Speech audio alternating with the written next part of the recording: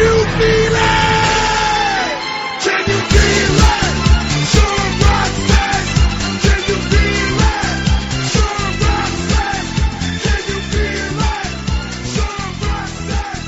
Can you feel it? Feel it? Assalamualaikum warahmatullahi wabarakatuh. Waalaikumsalam warahmatullahi wabarakatuh. Kita ketemu lagi nih teman-teman sekalian. Hari ini saya Dr. Dodi bersama Dr. Ali kita akan mencoba membahas kanker serviks dan pencegahannya. Oke, Dr. Ali gimana nih? Iya, Dr. Dodi, kita kenapa tentang kanker serviks dan pencegahannya ya? Ini kan sebetulnya pencegahan kanker serviks itu merupakan kompetensi seorang dokter umum ya. Ya. Sehingga pada saat mahasiswa itu masuk ke Departemen Obgyn ya di FK Unpad, dia harus kompeten untuk melakukan upaya deteksi dini kanker serviks. Ya, itu karena bagian yang dituntut oleh KKI sebagai bagian dari kompetensi seorang dokter umum. Ya. Makanya kita coba bahas aja berdua ya. Ya. Memang kita coba menggunakan teknologi sekarang pakai YouTube untuk sarana pembelajaran dan ini kita sudah social distancing dalam masa pandemi, pakai masker, ini juga ada screen-nya, jadi insya Allah sih mudah-mudahan supaya kita lebih aman ya. Nah, bahasan kita, saya pikir kalau tentang serviks kan tahulah ya di mana serviks ya, pelajaran anatomi dulu para mahasiswa tentu paham di mana letaknya serviks ya. Betul.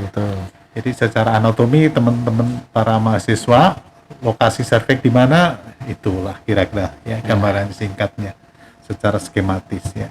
Nah, ini menurut Dr. Dodi ini adalah gambaran yang kalau ini karena itu lubang di tengahnya itu gambaran serviks dengan lubang di tengahnya masih mulus. Belum punya anak ini sih. Iya. Ini adalah gambaran normal serviks. Ya, normal serviks yang kelihatannya mulus, menggiurkan, kelihatan semuanya ya, permukaannya halus ya. Itu harus dipahami oleh semua mahasiswa kedokteran. Jadi kalau melihat gambaran ini dengan pemeriksaan spekulum, ini normal serviks ya.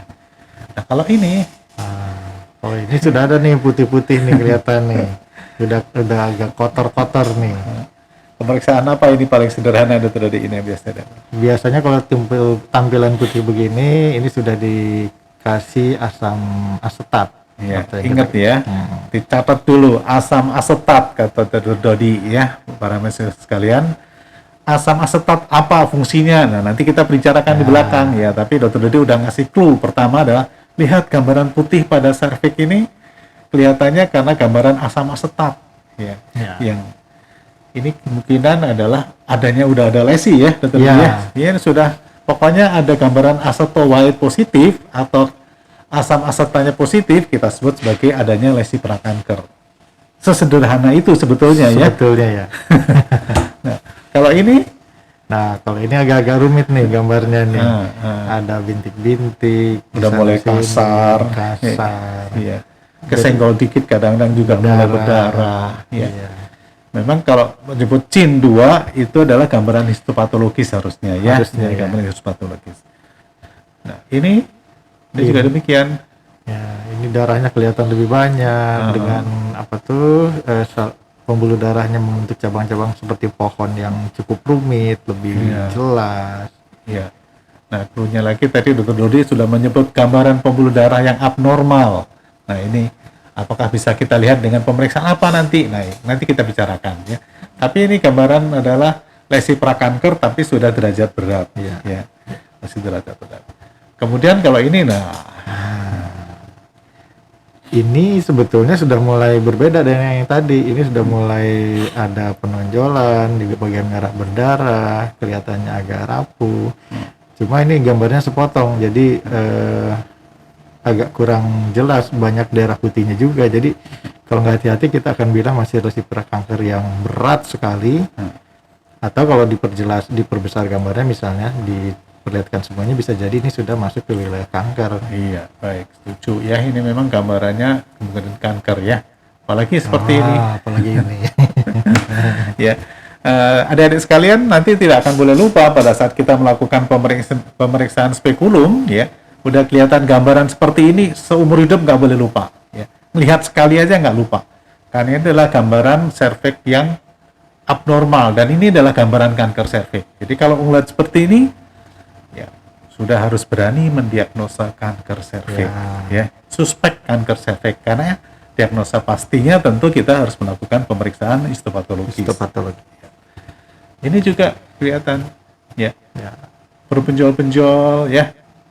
Ini juga gambaran dari kanker serviks. Nah, ini beban kanker serviks di dunia. Pendapat Dr. Dodi gimana? Nih. Ini sebetulnya kalau dari sudut statistik hampir sama dengan angka kematian ibu karena hamil dan melahirkan.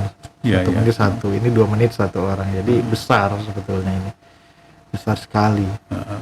Tapi kepedulian masyarakat umum, Ya masih ya sangat rendah, bukan rendah lagi, sangat rendah, hampir abai sebetulnya di sini. hampir diabaikan. Ya, Sekarang semuanya pada fokus pada corona. corona apalagi. Bikin Sementara lupa. ada sesuatu hal yang tetap harus diperhatikan. Ya. Betul, Bukan betul. kita mau mengabaikan corona, tetapi ini juga harus menjadi perhatian. Ya. Jangan dilupakan. Jangan dilupakan. Gitu ya. Apalagi di Indonesia bebannya ini. Ya. 1 jam. Dan ada yang mengatakan ada data terbaru katanya bukan 1 jam 1 jam 2. Karena dalam 24 jam itu ada 50 orang. Betul. Dalam satu hari ada 50 orang wanita Indonesia meninggal Meninggal karena kanker kanker serviks. Ya. Jadi lumayan besaran masalahnya cukup besar. Besar Ya. sesungguhnya. Ini adalah Penyebabnya. ya. HPV. Penyebab kanker serviks itu adalah HPV atau Human Papilloma Virus yang merupakan salah satu virus DNA virus ya. Yang sebetulnya ini sekarang menjadi virus yang sangat sering ditemukan pada seorang wanita yang sudah menikah. Ya. Sebetulnya ya.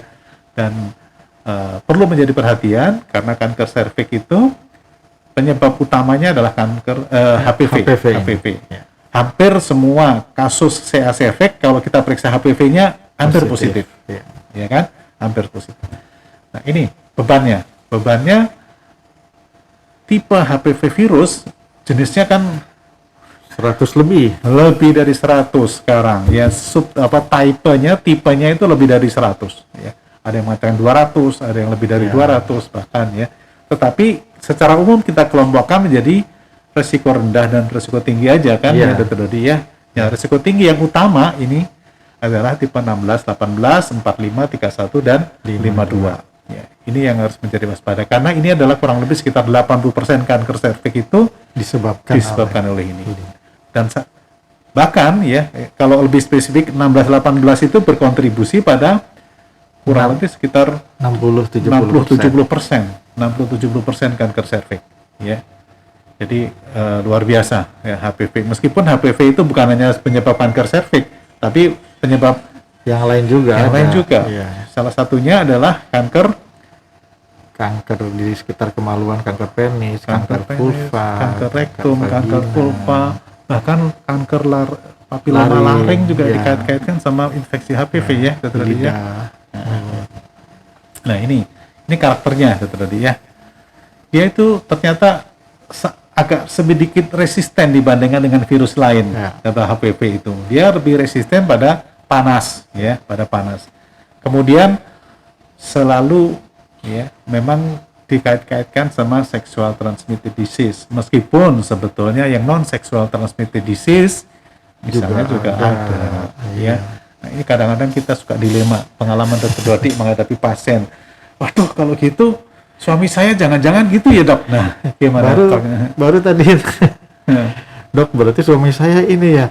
Lah, ngapain nyalahin orang bu? Saya cuma bilang gitu. Yang sakit kan ibu, nyalahin suami sendiri malah nanti berabe. Udahlah, karena banyak juga yang penularan itu tidak harus seksual ya, seperti ini. Terkomitasi karena kita sering ganti-ganti atau pakai celana dalam bareng lah.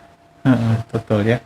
Dan memang kebanyakan HPV itu bisa bertahan sampai 8 bulan ya dalam sadar. Kemudian dia bisa menghilang ya, bisa menghilang. Artinya seseorang yang terinfeksi itu sebetulnya bisa bertahan sampai 8 bulan dan kemudian dia menghilang. Ya. Namun kadang-kadang ya 2 tahun itu sekitar ada 10% masih mengandung virus. HPV. Artinya dia persisten virus itu kurang lebih sekitar 10%. Ya.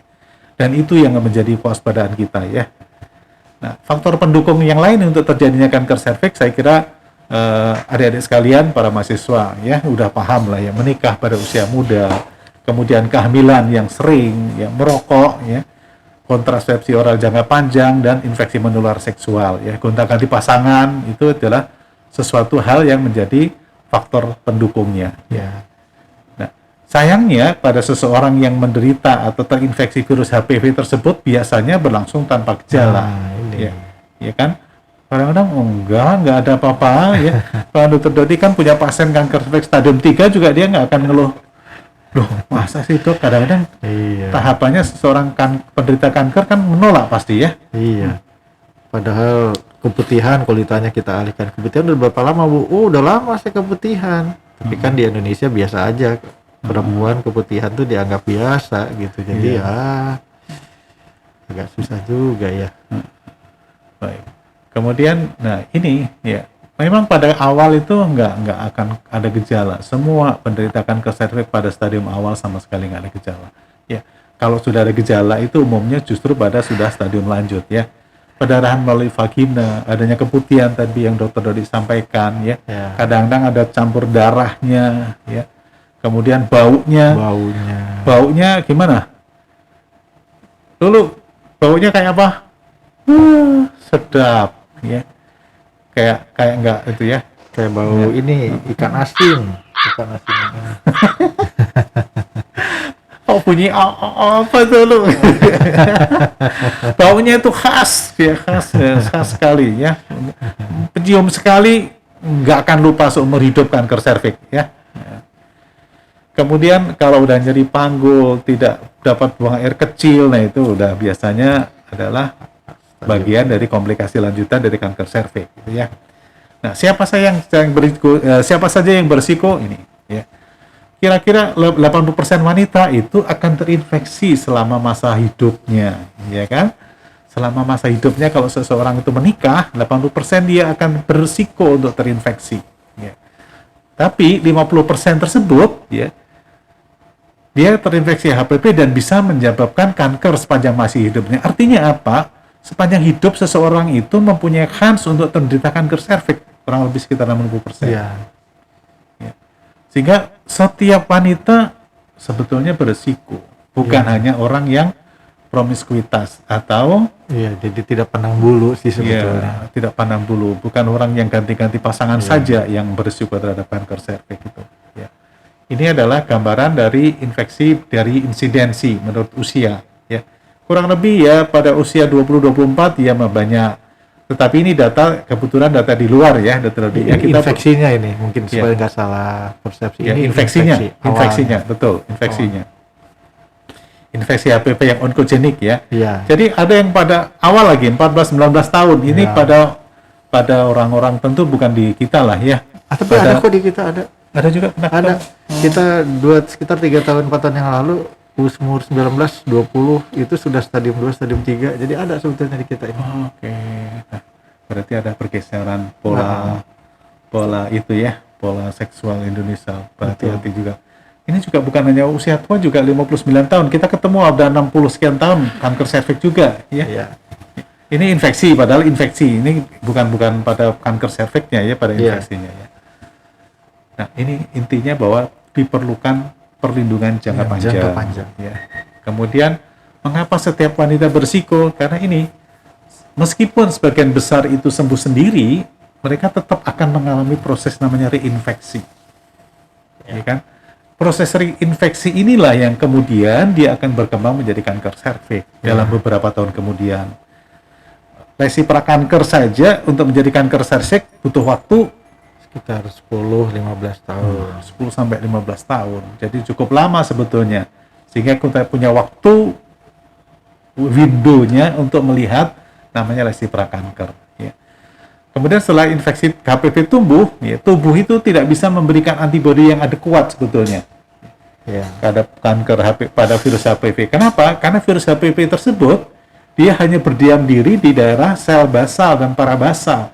Sehingga dia tidak pernah menjadi viremia dan antibodi yang dilepaskan pun tidak cukup untuk memberikan perlindungan pada perbatasan border dari kemampuan tubuh untuk mensurvei musuhnya Iya. gitu. Jadi nggak nyampe sebetulnya. tubuh Jadi sistem sana. surveillance kita lolos ya. Iya. Kebanyakan lolos, dia bisa memberikan antibody tapi sangat sedikit gitu ya. Kecil. Nah, ini upaya-upayanya ya. Nah, ini yang saya bilang, ini dua hal ini upaya screening. Tadi saya bilang ada window period yang Dr. Dodi sampaikan tadi ya. Jadi antara lesi prakanker tadi kan waktunya lama ya kan? Ya, untuk menjadi kanker dari windownya itu adalah kita melakukan deteksi dini Ya. dengan screening tadi. Minimal seorang dokter umum dia harus kompeten di dalam pap smear dan IVA IVA test. test. Ya, ya. Nah, ini Dr. Dodi, ini ingat masih fotonya Dr. Dodi sebetulnya. Ini gambarnya Dr. Dodi ya, ya. Nah, ini tapi tata laksana kanker itu adalah tindakan operasi ya, radioterapi, ya, kemoterapi, ya, rehabilitasi. Itu kalau rehabilitasi dan palliative care itu udah tentu udah tahap-tahap Oh. lanjutan ya. Iya. Ya. Kemudian pencegahan kanker kita pencegahan primer, sekunder, dan tersier. Ya, pencegahan primer itu adalah merupakan upaya edukasi dan bagaimana mencegah agar virus itu tidak bisa masuk ke kita, atau kalau ada virus ada upaya untuk mencegahnya, yaitu namanya vaksinasi. Ya. Tapi kalau pencegahan sekunder itu adalah upaya pap smear dan IVA sebagai bagian dari upaya deteksi dini. Artinya apa? Kita kalau bisa menemukan sedini mungkin lesi prakanker di sini. Ya. Dan vaksinasi adalah bagian tadi ya, vaksinasi HPV. Nah, ini proses terjadinya kanker. Dr. Rudi jelaskan deh ini lah. Oke. Jadi semua wanita tadi sudah diceritakan oleh Dr. Ali kondisi normal dan kemudian 80% itu terinfeksi oleh HPV. Nah, di sini masalahnya.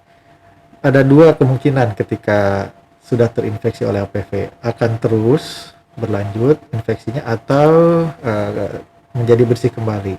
Tapi tadi data dari Dr. Ali kan 50% ini berlanjut menjadi prakanker, dan kalau terus karena prosesnya sebetulnya bukan sekali infeksi dan kemudian jadi kanker, tidak, tapi infeksi terulang kembali, reinfeksi terus menerus. Nah, itu yang akan memperparah kondisi dari prakanker jadi kanker serviks gitu.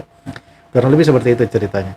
Dan sebisa mungkin kalaupun sudah terinfeksi, kita akan mempertahankannya minimal di mild abnormalitas. Jadi kalau bisa itu tidak berlanjut lagi ke arah kanan, ya sudah di situ saja. Itu yang minimal kita usahakan sekarang. Harusnya sih bisa begitu gitu. Ya, oke. Ya, terima kasih Dr. Didi ya. Memang HPV virus umumnya clearance ya, umumnya bisa sembuh sendiri, tapi tadi reinfection kata Dr. Dodi bisa jadi kanker ya. Nah, ini proses vaksinasi sih sebetulnya intinya ya. Setelah divaksinasi harapannya sih bisa mencegah gitu ya. Ya. Gitu. Nah, ini komponen vaksin ya, VLP ya, virus-like particle. Kemudian ini sistem imun yang akan diharapkan muncul sehingga nanti VLP virus-like particle ini dia bisa mencegah atau bisa menimbulkan antibody, antibody, sehingga antibody itulah yang diharapkan di netralisir oleh antibody itu, virusnya, jadi tidak bisa masuk ke kita. Ya. Ini proses vaksinasi.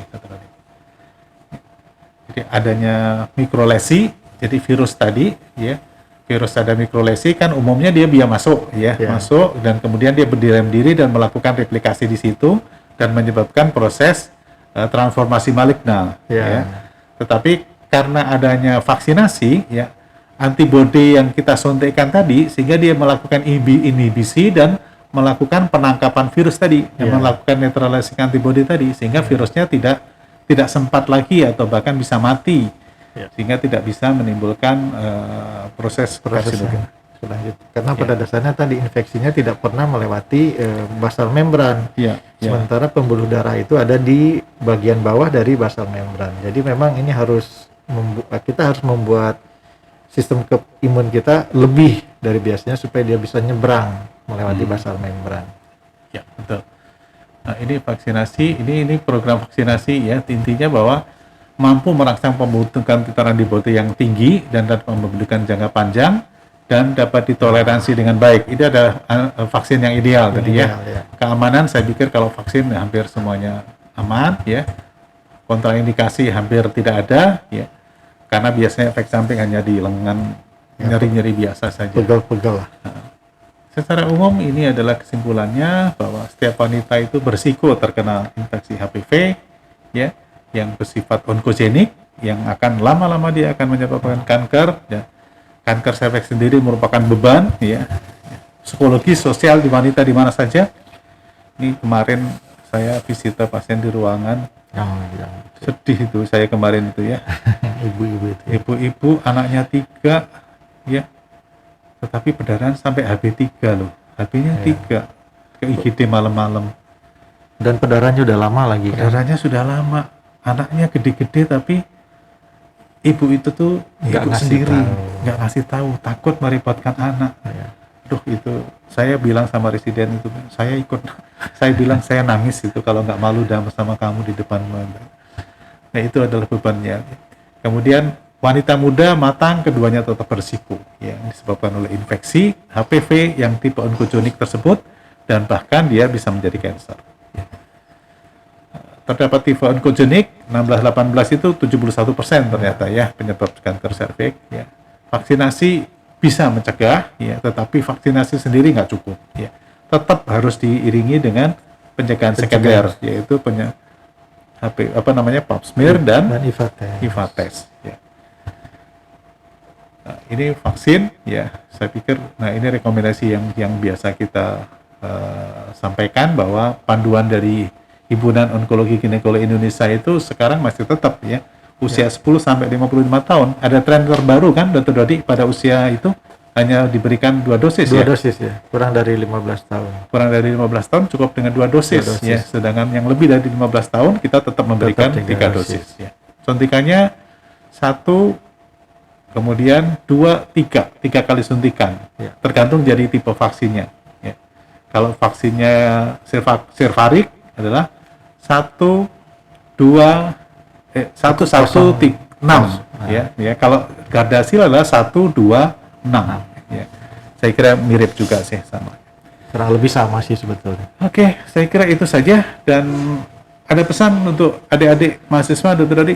Iya, kalau dilihat dari permasalahannya ini sangat tinggi, setara dengan tadi angka kematian ibu akibat hamil dan melahirkan. Jadi kalau kita sudah concern di sana, maka harusnya sih serviks juga ini menjadi concern kita bersama. Nah, masalahnya adalah kepedulian kita. Kepedulian kita biasanya timbul dari kebiasaan kita sendiri, apakah mau bertanya, memberikan pertanyaan tambahan kepada pasien-pasien kita misalnya. Dan itu harus dibiasakan supaya secara tidak langsung kita juga ikut men-screening pasien-pasien kita mengenai kemungkinan kanker serviksnya. Gitu mungkin. Oke, betul.